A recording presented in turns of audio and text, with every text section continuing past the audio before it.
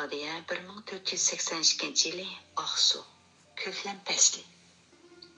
Yorkentdagi qattiq mag'lubiyatdan keyin Oqsuga chekingan Sulton Yunusxon chechilib ketgan lashkarlarni yig'ish, Mirzo Abubakr isyonidan vahimaga tushgan har qaysi viloyat tumandagi yorliq tushirib, Jo'qorcha avatib, el yurtning ko'nglini amin topqizish, Oqsu shahrining sepillarini mustahkamlab, Mirzo Abubakrning hujumidan mudofaa ko'rish qatorliq bir talay ishlar bilan kuz va qishni to'liq aldirashchilik ichida o'tkazdi.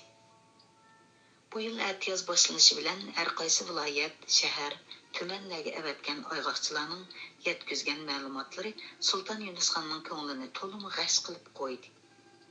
Bir-biridan qo'rqinchli, andishlik bu ma'lumotlarning mazmuni Sulton Yunusxonning o'limi bilan munosabatli edi.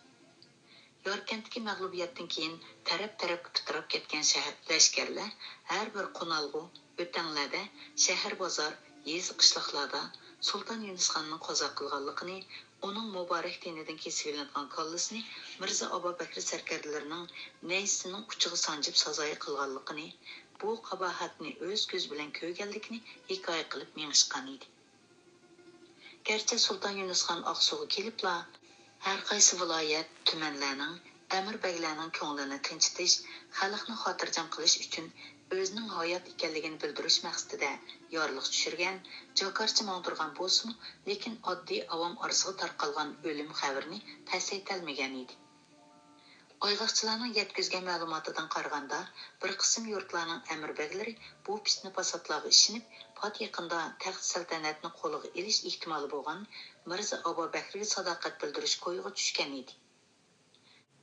Bu Mirzo Abubakr isyonidan xatarlik yoshirin xavf edi. Orqa-marqa kelgan ma'lumotlarni anglab, Sulton Yunusxon birdanla aldirab qoldi. Shu topda bu yoshirin xavfning oldini oladigan birdan-bir chora el yurtga, avom ra'yatga o'zining texoyat ekanligini bildirish edi. Uning avatgan yorliqlarining, mong'dirgan jo'qorchilarining ancha unumi bo'lmagandek qiladi. Balkim aks ta'sir paydo qilib, bu fitna fasodlarni ulg'aytib atgan edi.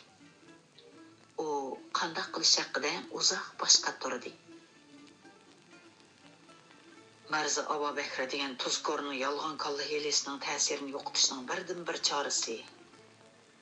Darhol safarga chiqib, har qaysi yurtlarni oralab, amir baglar, avom ra'yat bilan bevosita uchrashish. Ular meni o'z ko'z bilan ko'rgandila, ondan hayot ekanligimga, buyuk saltanatning, toji taxtning egisiz qolmaganligiga ishonadi. Fitna fasodlarni besiqidi. Amir baglarning, avom ra'yatning ko'ngli joyiga tushidi. Buningdan o'zga chora yo'q. Bir qarorga kelgan Sulton Yunusxon Muhammad Haydar Mirzani yeniga chaqirdi. Bizda rost ish bu sug'atlamaz, yolg'on ish davon oshar deydigan gap bor. Mening o'lim xabarim butkul tasarrufimizga pur ketibdi. Garchi shuncha tirichanlik ko'rsatib yorliq tushirib, jo'qorcha chiqatgan bo'lsaqmi, bir qism amir baglar yana orsalda bo'lib, ul riyokor badrak bilan ko'maklashishga taraddudlanib yetibdi. Bu saltanatimiz uchun mo'ljalligisiz yoshirin xavfdir. Bu xavfning oldini olish, avom orasida tarqalgan fitnalarga xotima berish uchun darhol yo'lga chiqib, tasarrufimizga viloyat shaharlarni, muhim o'tanglarni oralab, avomga ko'rinish qilib, amir baglarning ko'nglini xotirjam qilay deyman. Qibligahimiz donodir, dedi Muhammad Haydar Mirzo tavazzu bilan beshini egib. Obdan o'ylabdilar. Bunda qilsalar bir nechadan al avomning davolg'ib turgan ko'nglini taskin topqizg'ili. Ikkinchidan, mushu bahonada har qaysi yurtlarni ko'zdan kechirib, saltanat ishlarini taftish qilg'ili bo'ladi. On hazratimning al yurtni ko'zdan kechirmaganligimi xeyl yillar bo'lib qolgan-ku deyman. Sulton Yunusxon beshini lang'ishdi.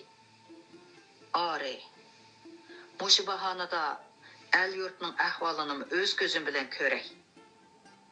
Hozir zimiston oxirilishib, atyoz mavsumi boshlandi. Al yurtni orlig'ash turponga boray.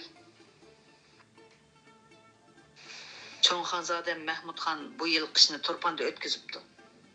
Onun ordu əhyanları, sərkərdi ləşkərləri Turpanda ekan. Siz Aqsuğa muvakkal bo'lib, bo'lg'isi ləşkəri yürüşkə puxta tayyorlik ko'rgashtirsizlar. Allah xolisa, kuzda Mirza Abo Bakriga qayta jazo yurish qilamiz. Men Turpandan yo'lga chiqib, Ili vodisi, Yattisu, Turkiston, Issiqko'l vodiylarini ko'zdan kechirgach, Qashqarga lashkar tatib kelaman. Balkim kuyog'lim Ömer Seyx Mirzadan ko'maklashishga lashkar so'rashim mumkin. Vaqti kelganda sizlarga xabar beraman. Qashqarda uchirishib, Mirza Abo Bakriga birlikda tegish qilamiz. On hazratim qachon yo'lga chiqishni ko'ngliga puktikin. Allah xolisa 3 kundan keyin yo'lga chiqaman. Amsa kaminlari on hazratimning safar tayyorligiga kirishay. Muhammad Haydar Mirza Sultan Yunus xon bilan xo'shlashib, Aqsu shahrining Qo'ni shahar qal'asiga joylashgan qasrga qarab mangdi. Öz vaqtida Saydali olib Sultan Isanbug'a xonni Turpandan Aqsuga akilib, Aqsu shahrini poytaxt qilgandan keyin yangidan Ordu qal'asi soldirgan edi. Shunga Aqsu shahrining Qo'ni yangi 2 qal'asi bor edi. Sultan Yunus xon taxtni qo'lga olib Aqsuga kelgandan beri inisi Ordu qilgan yangi qal'ada turgan edi. Mundaqcha aytganda, yangi shahar qal'asi Orda, Qo'ni shahar qal'asi Aqsu viloyatining amir mahkamasi edi. Yaqindan beri Muhammad Haydar Mirzaning ko'ngli toza joyida emas edi. O'gay o'g'li Mirza Abo Bakrning osiyligi sababidan avval Yorkand, ondan Xotan, oxirida Yangisar, Qashqardan iborat katta shahar muhim o'tganlarning orqa-orqadan qo'ldan ketishi Mirza Abo Bakrning haddidan eshib, o'z oldiga xonlik e'lon qilishi, har qitimliq jazo yurishining mag'lubiyat bilan oxirlashishidan iborat bir qator ishlar uni bakmi tushkunlashtirayotgan edi. Gerçi Sultan Yunus xon uni qilchilik ayblamagan, ilgirkiga o'xshash muomala qilgan, izzat ko'rsatib har qanday amirlardan bakrak e'tiborini qilgan bo'lsa-mu, u mayli xonning oldida, mayli boshqa amir sarkarlarning oldida bo'lsin, o'zini ozoda tutolmaydi. O'ltirs qopsa hasrat chekatdi. Bo'lib Mo'sar amir mahkamasiga qayta chaqirtib kelingan bir qism amir sarkarlarning qo'pol muomalasi, ko'zga ilmasligi, ta'na ta'addilari, Mirza Abo Bakri isyonining bosh sababkori Sili o'z vaqtida uni jiyanim, farzandim deb haytaqqa qo'yib etmay, tizginlagan bo'lsa, bu riyokorlik yuz bermagan bo'ladi deb yuzdan yuziga ayblashlari, gap so'z, sharkatda yo'l qo'ymasliklari uningga to'liq har kelgan edi. Ma'nasir divonidagi bir qism amirlar bo'lsa, uning bu ko'ngil og'riqiga tasalli berish u yoqda tursin, ha deb qutrat qilib o'tadi. Sultan Yunus xon Yorkandagi mag'lubiyatdan keyin Aqsuga kelib, uzoq o'tmay Muhammad Haydar Mirzaning cho'ng o'g'li Muhammad Husayn Mirzani cho'ng xonzodasi Mahmud xonning qiyshiq avatgan edi. Chunki Sultan Yunus xon Aqsuga kelib, uzoq o'tmayla cho'ng xonzodasi Mahmud xondan xat topshirib olgan edi. Xonzoda xitida bolalik davrida odash og'ini bo'lib o'ynagan Muhammad Husayn Mirzani seg'inganligini, mumkin bo'lsa Muhammad Haydar Mirzadan so'rab, uni qiyshiq avatib berishni alohida eskartgan edi. Sultan Yunus xon cho'ng o'g'li bilan Muhammad Husayn Mirzaning ko'nglining ziyoda yaqinligini obdan biladi. Demisimi, cho'ng xonzoda bilan cho'ng amirzodining garchi yosh farqi bo'lsa-mu, ammo o'ttirisida alohida do'stlik bor edi. Ular yilda 3-4 qitimdan xat aloqa qilishib, sovg'a salom avatishib turadi. Texi 5-6 oy burunla Amirzoda Muhammad Husayn Mirza Xonzoda Mahmud xonga yozgan xatida navoda dodisi qo'shilsa, o'zining Xonzodaning qishig'i berib, didor muloqotda bo'lib, bir necha vaqt turib kelish orzusini bildirgan edi. Shu sababdan Xonzoda Mahmud xon dodisiga yozgan xatida bu talabini alohida tilga olgan edi. Sultan Yunus xon o'g'lining talabini Muhammad Haydar Mirzaga yetkazdi. Sar Amir Xonzodaning ushbu maktubini ko'rib boqay.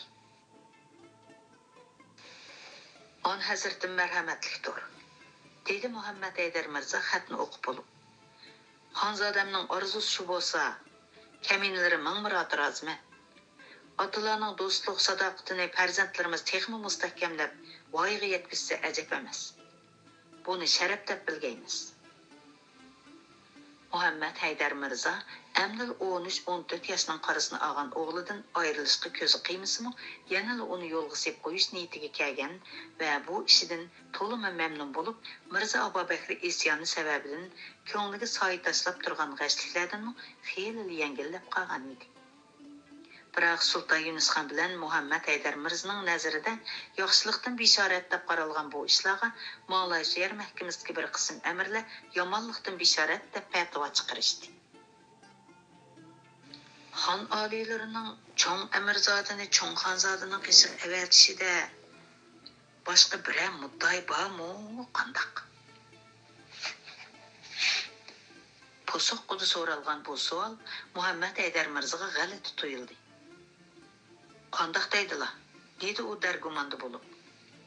Amdi daymana, yo ilgari yo keyin emas, dal mushundaq vaqtda xonzodining amirzodan bilan ko'rishgisi kelib qolgani qiziq. Xonzodam avatgan maktubida amirzodan bilan didor muloqotda bo'lish orzusini alohida bildirgan ekan. Qibligahimizmi xonzodining orzusiga moyilligini bildirib qoldi. Buni demagandimi, xonzod bilan amirzodamning o'ttirisida xeyli burunli do'stlik bor edi. Bir-birini odosh deb bog'liq qolmaydi. Cho'ng xonzoda Turpan Ili vodisiga noibxon bo'lib ketgandan beri ular ko'rishamadi. Seg'inishgan chig'i, dedi Muhammad Haydar Mirza. O'g'u shundoq, deb gapga lo'qma soldi yana bir amir. Biroq xonzoda bu orzusini nemishqa burunroq bildirmaydi deysizlar. Amirlarning gapining tagida gap borligini pamlagan Muhammad Haydar Mirza birdinla qatqini turdi. Gaplari bo'lsa ochiq deysizlar. Xon oliylaridan qalaymaqon gumonlansak osiylik bo'ladi. Amasa ko'nglimizdan kechkinini daveraylik. Sar amir janoblari o'ylanib hukm chiqarg'aylar. Kaminlarning ko'nglidan shundoq bir xiyol kechdiki, bu ishning tagida bir o'yin bordek qiladi. Demoqchimanki, xon oliylari janoblarining sadoqatidan gumonlanib qolgan chig'lar. Ore, kaminlarning o'yimi shu. Mirza Abubakr o'gay bo'lsa-mu farzandlari, yana kelib jiyanlari edi. Xon oliylari uning osiyligini hazratlaridan ko'ryotamdikin deyman. Ayni mudda janoblarining Abubakr Mirza tarafga eg'ib ketishining oldini olish uchun cho'ng amirzodini ashundoq chiroyli bahona bilan turg'oq qilib oldimikin deyman. Turg'oq tutqun degan ma'noda debdi izohat. Muhammad Haydar Mirza birdanla tatirib ketdi. Qo'shinlari turildi. Sultan Do'st Muhammad xonning o'limi bilan tang saltanatni qo'liga elib taxtda o'ltirgan Sultan Yunusxonning har qaysi viloyat tumanlarining amirlarining o'ziga bo'lgan sadoqatidan gumonlanib, ularning o'g'illarini Oqsuga chaqirtib, o'rdada turg'oq hisobida tutib qo'yganligi darhol yodidan kechdi. Amirlar uning ruhiy holatiga ancha diqqat qilmay, gumonlarini isbotlashga tirishyapti. Malay shahardagi bir-biridan katta 3 shaharning qo'ldan ketishi kichik ish emas. Mundaqcha aytganda, butkul tasarrufning yo'g'on, semiz bir parchasi qo'ldan ketdi degan gap. Gerçi xon oliylar hozir surishtirmagandek qilg'ini bilan Mirza Abubakrning ishini bir taraf qilib olsa, bu haqda ig'iz ochmay qolmaydi. O'ylab baqsizlar Sargamir. Yarkentdagi jangda Alam Shayx Bahodir nemishqa sizlarga adabsizlik qilishga petin oldi. Yana texi xon oliylarining oldida deysizlar. Meningcha xon oliylari ostirdan shapi bergan gap. Bo'lmasa, uning sizlarga ashundoq adabsizlik qilishga nima haddi? Aslida Yarkentdagi jangda sizlar butkul qo'shinga amirlashkar bo'lishlari kerak edi. Biroq xon oliylari silinimi osh Alam Shayx Bahodirga o'xshash sarkatlar bilan bir qatorda bir darvozani qamal qilishga buyurdi. Yana kelib masxir darvozasiga deysizlar. Мәсхара darvozasining Yorkan shahrining asosli darvozasi emasligini barcha xaloyiq biladi. Bu darvozani jannat makon og'ilari Soniz Mirza janoblari Yorkanga amir bo'lib turganda surgun qilingan mansabdorlarni, qarshi ilinmaydigan mehmonlarni, boshdan sarkashlarni jazolab, shahardan qo'g'lab chiqarish uchun alohida oshqozgan hamda uningga masxara darvozasi deb nom bergan ekan. Şuna masxara darvozasi boshqa darvozalarga qaraganda xeyli kichik. Xon oliylarining silini masxara darvozasini qamal qilib qarorgoh tikishga buyurishidimi cho'qim bir gap bor. Aslida biz xon oliylarining bargohiga yaqin bo'lgan Qalg'at darvozasini yoki hashamatli Oltin darvozasini qamal qilishimiz kerak edi.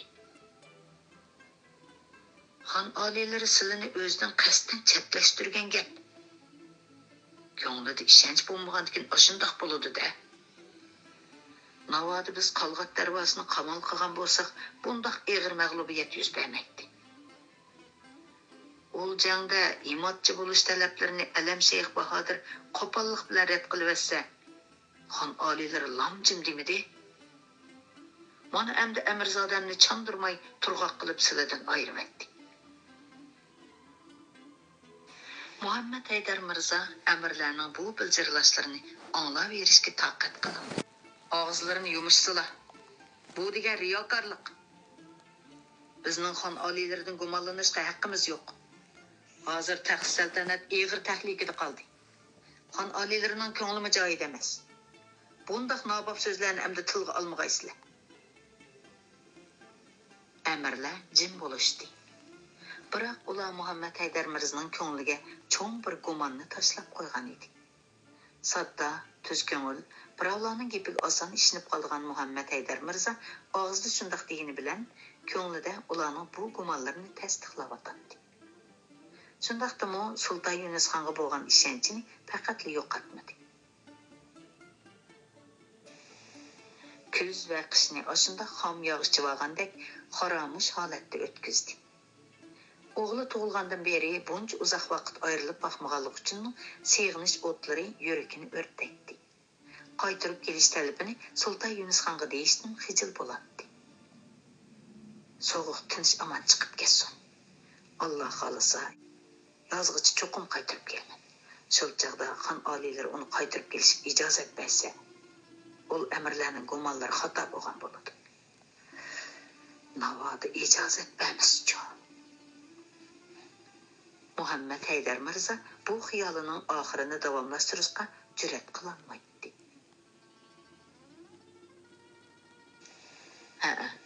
Amirlarning o'g'li haqida qilgan gumonlari uningga xeyli ta'sir qilgan edi. O'ltiris qopsa bu so'zlar uning kallasidan yer ketmaydi. Bir kimga dardan to'kis keladi, ammo sirdoshqidek ishonchli kishisi yo'q edi. Sulton Yunus xonning ko'nglini yaqin tutishlari, cho'ng kichik saltanatning ishlarini maslahatga selishlari, boravatlarda yanada o'ltirg'izishlari yolg'ondek tuyuladi. Sulton Yunus xon bilan har qitim uchrashganda xuduksiraydi, ko'nglidagi gumonlarini, tugunchilarni aytib, ozoda so'zlashni niyat qiladi-yu, lekin eg'iz ochishga jur'at qilolmaydi. Yurakini qurtdek hojilab orom bermagan gumon, tashvish, xuduksirashlari oxir uning xonga saltanatga bo'lgan ishonchini sustlashtirib o'tdi. Shuncha vala ishlar yuz bergan turuqliq, yanada sar amir degan otoqni ko'tarib yursam uyat emasmi? Eliq amirlarning gaplarini xato degili bo'lmaydi. Oba Bahri Mirza nimali degan bilan jiyanim ham o'gay bo'lsin, farzandimdir. Uning ustiga homiyligimda, tarbiyamda cho'ng bo'ldi. Uning domiga bir emas, bir qancha qitim tushdim. Yolg'on gapiga ishinib, sadoqatman istidodli amirlarni mahkamadan qo'g'ladim. Yorkand, xotin amirlarini nobud qilishga sukut qildim. Bularning hammasi mening mas'uliyatim. Shunga xon oliylarining mendan gumonlanishga, ehtiyot qilishga haqqi bor. Shu sababdan Amirzodamni turg'oq qilib olgan bo'lishi mumkin. Elim u menga ko'p yuz xatir qildi. Bu savallikni boshqalar qilgan bo'lsa, allaqachon kallasidan ayriladi. Bo'ldi bas. Endi yana yuzimni qilan qilib yurayvermay. Sar amirlik martabasi endi menga loyiq emas. Eng yaxshisi o'zimni bilib istifa so'ray. Kichikroq bo'lsin biray yurtda keng umrimni aromxudo o'tkazay. Biroq Abu Bakr Mirza isyonini besiqtirmay turib, bu muddani oliylar qandoqmi deyili bo'lar. O chog'da oliylar mendan texmi gumonlanib qolmasmi? Biror iqtidorliq, sadoqatman mahramni sar amirlikka ko'stib, o'zim uning o'rinbosar bo'lsam-chi. Shundoq. Mansabdan biroq istifa so'ramay, martabamni tuvallatishni talab qilsam bo'g'dak. Kim biladi? Oliylar shundoq eg'iz ichishimni kutib turibdi texi. Lekin o'rnimga kimni ko'rsatsam bo'lar? Kim bu martabaga muvofiq keladi? Muhammad Haydar Mirza qishning uzun tunlarida mushu masala ustida to'xtamay bosh qatirdi. Biroq har qancha qilibmi muvofiq nomzod topolmadi. Texi hafta burun uning kallasidan tuyuqsiz bir xiyol pallada kechdi. U xushalliqdan hayajonlanib ketdi. Zimmisini besib turgan ig'ir yukdan birdan qutulib ketgandek bo'ldi. To'g'ri, eng muvofiq nomzod shu. Buningga xon oliylarmi boshqa xiyollar bo'lmaydi. Men tanqislikdan, xijolatchilikdan qutulaman.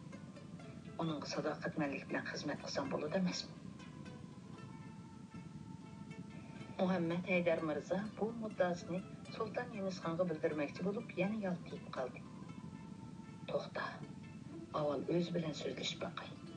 U ma'qul bo'lsa, xon oliylarni yo'q deyamaydi.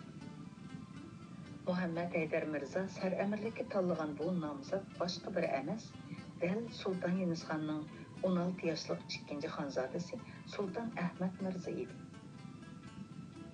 Sar amir janoblari qandoqsiga bunda xiyolga kelib qoldi ekan? So'radi soqol buruqlari xattatib, bastlik vujudidan yigitlik jasorati chiqib turgan xonzoda Ahmadxon aql farosat balqib turgan ko'zlarini Muhammad Haydar Mirzaga tamkinlik bilan tikib.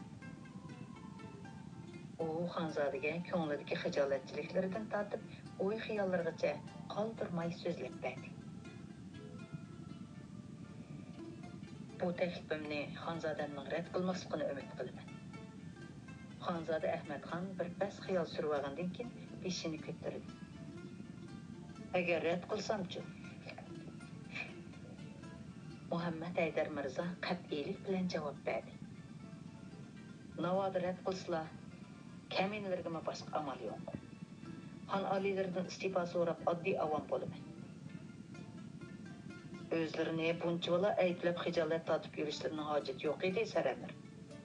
Dedi Xonzoda Ahmadxon tamkinlik bilan so'zlab.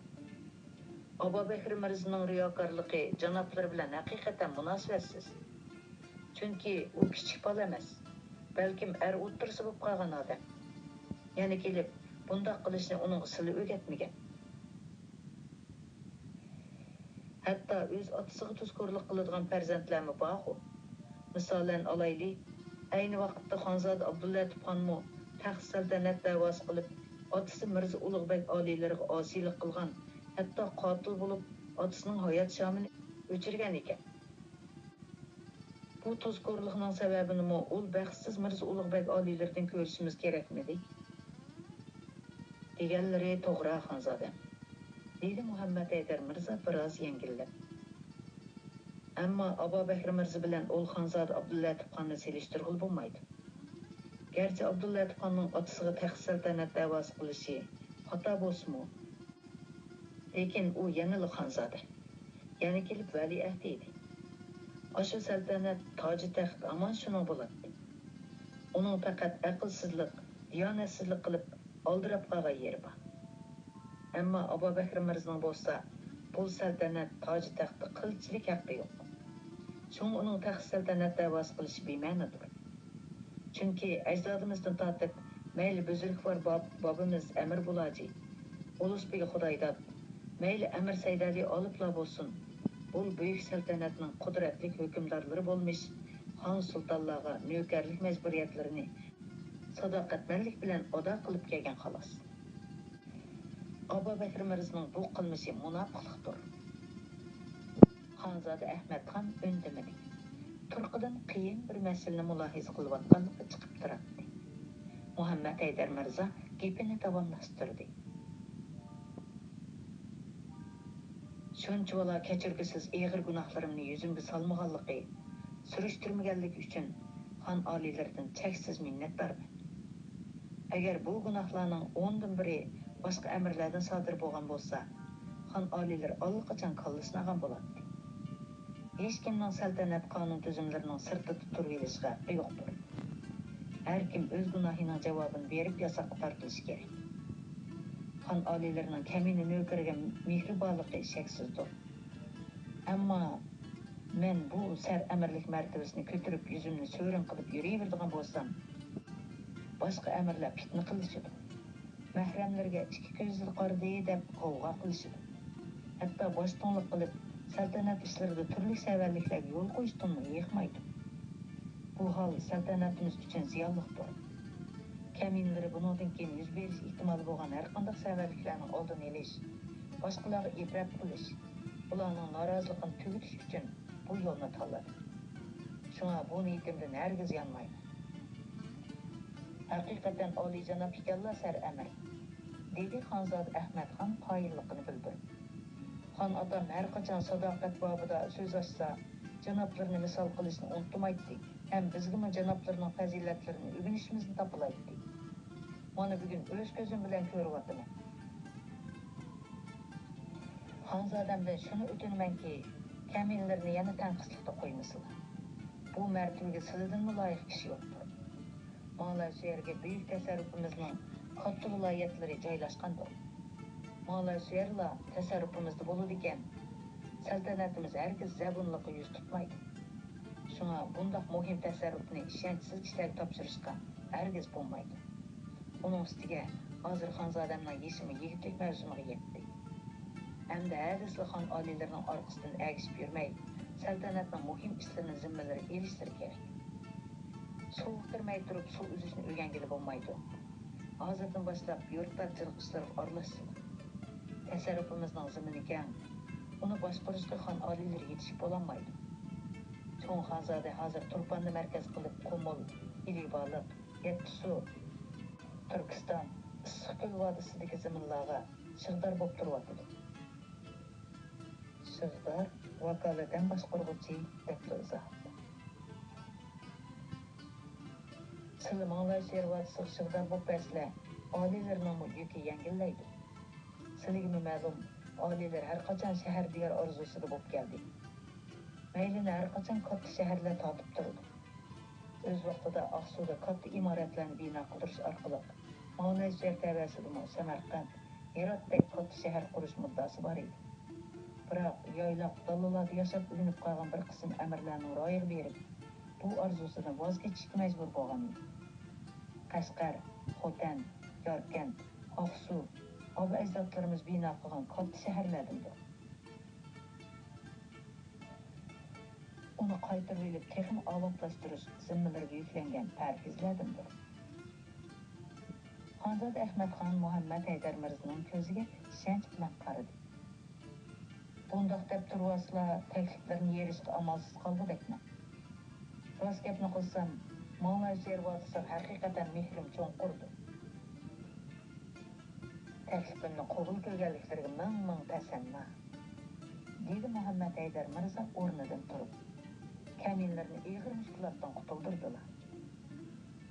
Oldirab qo'shib ketmaslar, bir shartim bor, dedi Xonzoda Ahmadxon chiroyli kulki yugurdi. Qani aytsizlar, yilg'u bir shartgan, ming shartlari bo'lsa ko'naman. Har qanday sharoitda mendan ayrilmaydilar. Yenimda turib rahnamo bo'lib berdilar. Rahnamo yo'l ko'rsatguchi deb izohladi.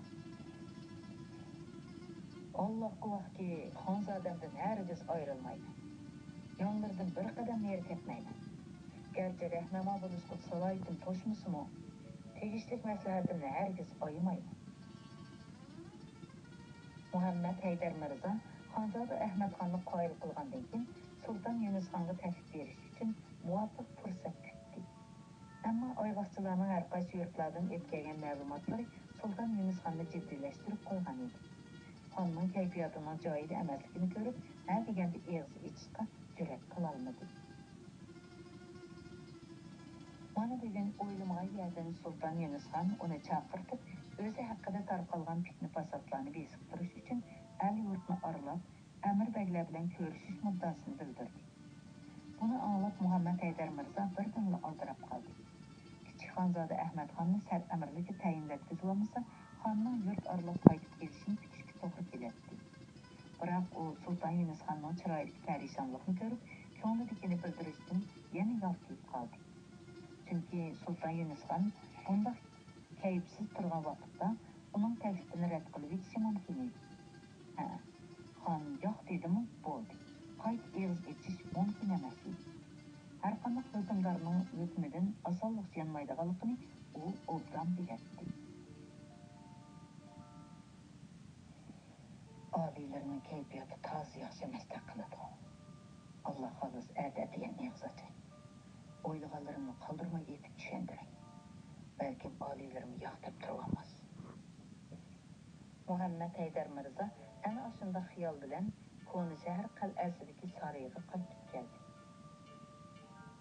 Sar amir janoblar ajab g'amkin bo'lib qoldilar. Kech bo'lib ketdi.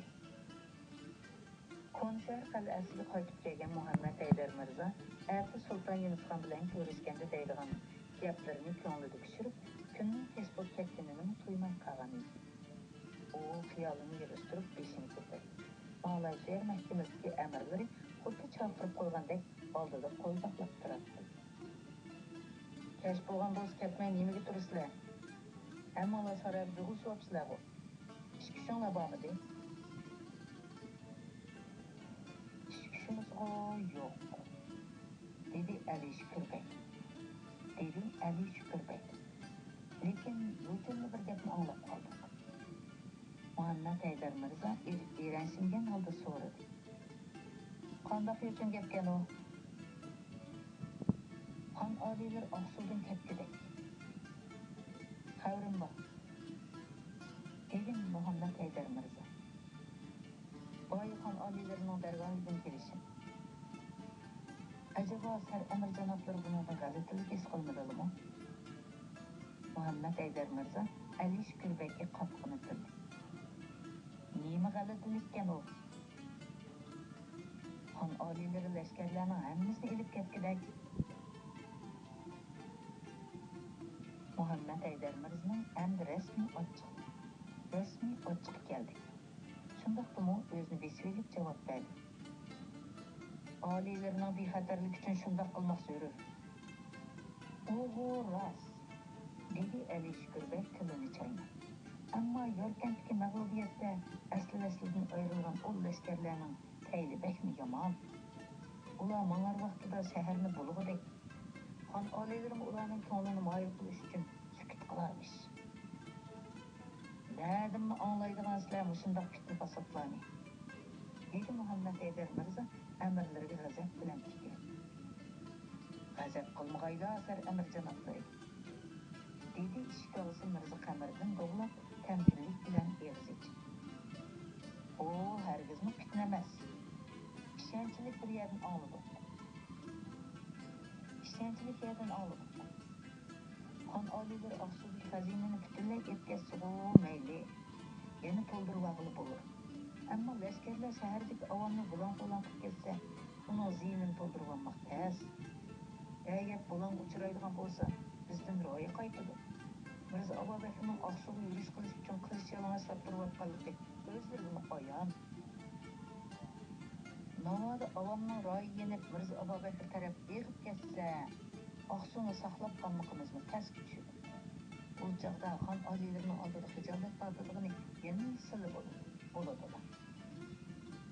Muhammad Haydar Mirzo endi indamadi. U bu gaplarga ishinib kelyapti. Shundoq bo'ladi. Xon oliylari buning rostini yo'q qo'yami? Bular bu gapni bir yerdan anglamagan bo'lsa, mana deb yurmaydi. Bu meni qarab turib yorligiga qisqanlik emasmi? Oya, ikkinchi xonzodaning Malayziyaning sar amirlik markazisiga tavsiya qilish ishini desam bo'pti ekan.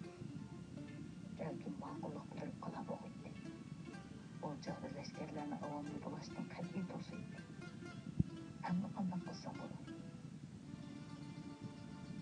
Xan aliler ketip болғыча şəhərinin darvazını мәккен taqvalaydı болмаса.